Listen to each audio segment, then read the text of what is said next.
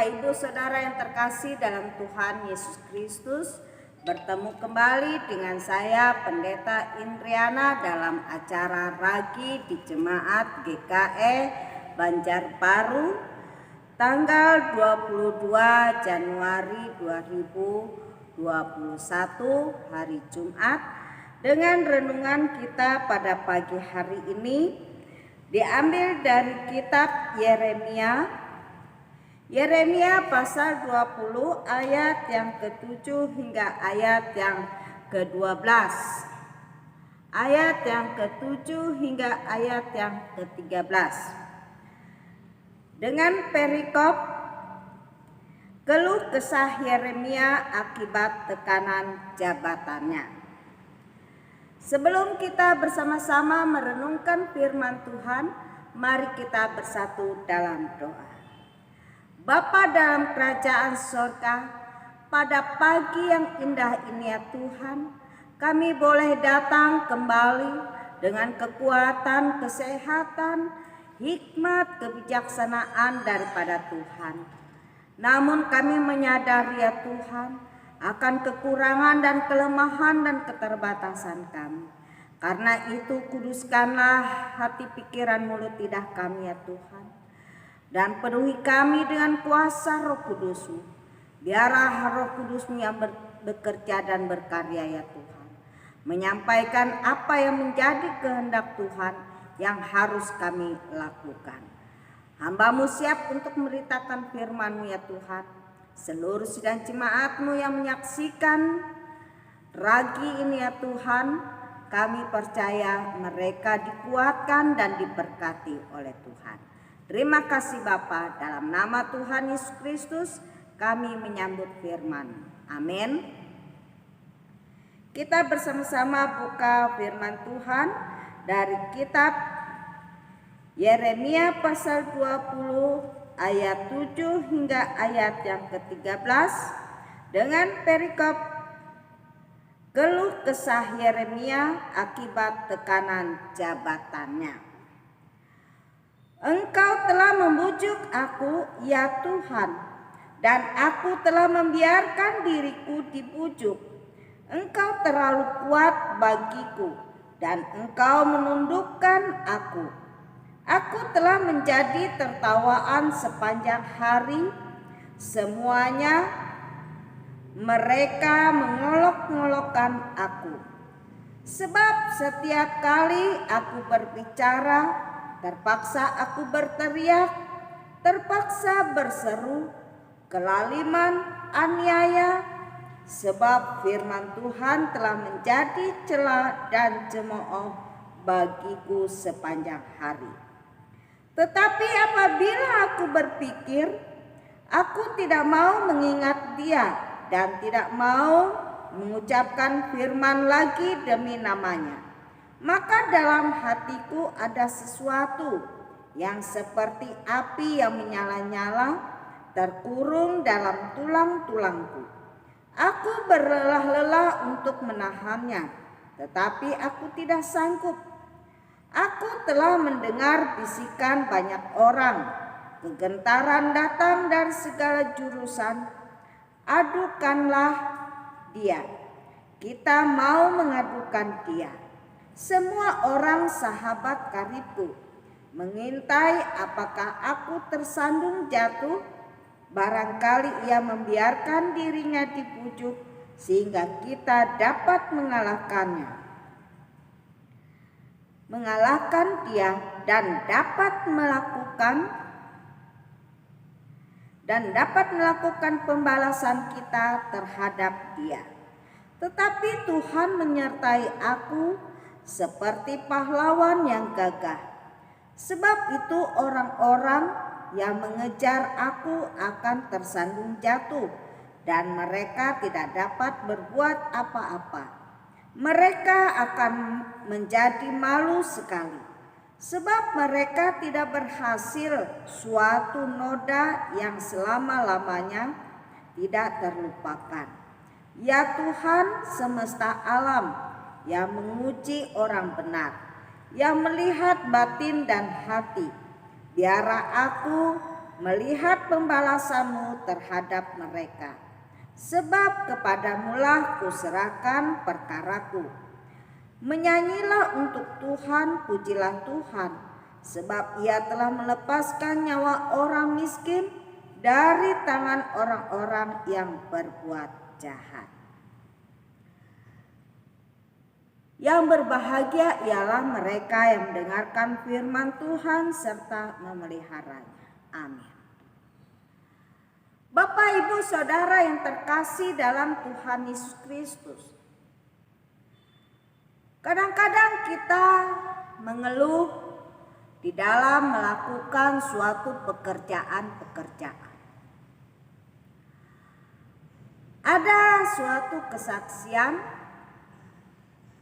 ada keluarga saya, dia punya keinginan untuk menjadi seorang hamba Tuhan, tetapi orang tuanya tidak setuju. Dia dikuliahkan di tempat yang dia tidak kehendaki. Akibatnya dia mengalami stres. Kemudian dia dikuliahkan. Pada saat dia ingin menjadi seorang pendeta, mau ditahbiskan, orang tuanya membawa dia pergi ke Banjarmasin. Dari Jakarta ke Banjarmasin. Di Banjarmasin dia tidak punya pekerjaan dan dia tidak dapat melakukan apa yang menjadi tugas dan tanggung jawabnya, kewajiban-kewajibannya. Karena orang tuanya berusaha supaya dia tidak menyebarkan firman Tuhan. Akibatnya apa? Sebulan, 2 bulan kemudian dia meninggal. Ini sangat disayangkan sekali. Peluang dan kesempatan yang diberikan oleh Tuhan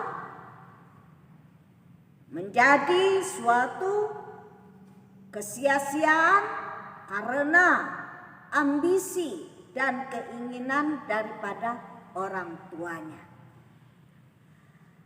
Ibu, bapak, saudara yang terkasih dalam Tuhan Yesus Kristus, apa yang terjadi dengan Yeremia? Yeremia adalah seorang nabi. Dia adalah penyambung lidah Allah, perantara Allah. Dengan panggilannya sebagai seorang nabi, tentunya dia harus memberitakan firman Tuhan. Dia harus bersaksi kepada orang-orang banyak, kepada bangsa Israel. Tetapi apa yang terjadi? Nabi Yeremia mengeluh karena orang-orang yang mendengarkan kesaksiannya mengolok-olok dia, menghina dia karena nama Yesus, karena firman Tuhan yang ia beritakan.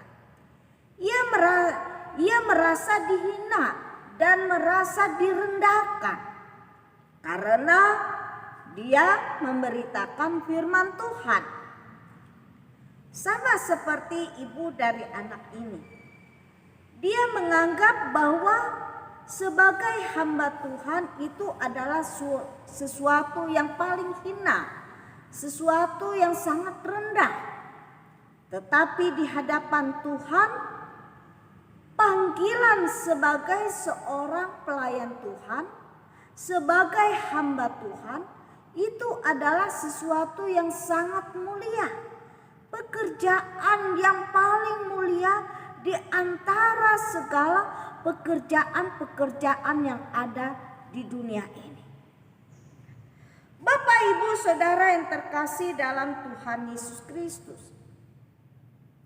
Yeremia mengeluh, dia berkeluh kesah karena jabatannya sebagai seorang nabi. karena penghinaan, olokan, penghinaan dari orang-orang lain. Dia merasa bahwa pekerjaan yang Tuhan berikan kepada dia adalah sesuatu yang hina, sesuatu yang rendah. Tetapi kemudian Yeremia menyadari, dia menyesali bahwa apa yang ia keluh kesahkan itu sebenarnya tidak pantas. Karena apa? Karena ia yakin dan percaya bahwa Allah memanggil dia, memakai dia untuk sesuatu yang baik. Dan dia dipakai untuk melakukan suatu pekerjaan yang mulia, supaya semua umat Allah yang mendengarkan kesaksian dari Yeremia, mereka bertobat, menyadari akan kesalahan mereka. Yeremia menyadari bahwa Allah menyertainya. Allah melihat kepada batin dan hati orang. Karena itu Yeremia menyadari bahwa pembalasan Tuhan terhadap orang-orang yang mengolok-ngolok, yang menghina Yeremia ataupun merendahkan, menghina, meremehkan firman Tuhan yang diberitakan, mereka akan menerima balasannya daripada Tuhan. Ibu, bapak, saudara yang terkasih dalam Tuhan Yesus Kristus, Yeremia menyerahkan seluruh pekerjaannya ke dalam tangan kasih kuasa Tuhan. Karena itu dia memuji, dia memuliakan nama Tuhan. Karena dia tahu bahwa Allah yang ia sembah adalah Allah yang perkasa, Allah yang ajaib, Allah yang luar biasa. Tidak ada yang mustahil buat Tuhan. Di dalam segala ketidakmampuan, di dalam segala kelemahan, di dalam segala kekurangan, Tuhanlah yang campur tangan di dalamnya. Karena itu, apa yang dialami oleh Yeremia mungkin juga itu dialami oleh kita. Kita dipakai oleh Tuhan, kita dipanggil oleh Tuhan sebagai pendeta, sebagai penatua, sebagai diakon, sebagai pengurus kategorian, atau sebagai penginjil atau guru agama. Mungkin ini menjadi tantangan buat kita. Kadang-kadang ada sindiran dari orang lain, kadang-kadang ada penghinaan dari orang lain, kadang-kadang ada halangan, rintangan, apapun juga yang diperhadapkan kepada kita.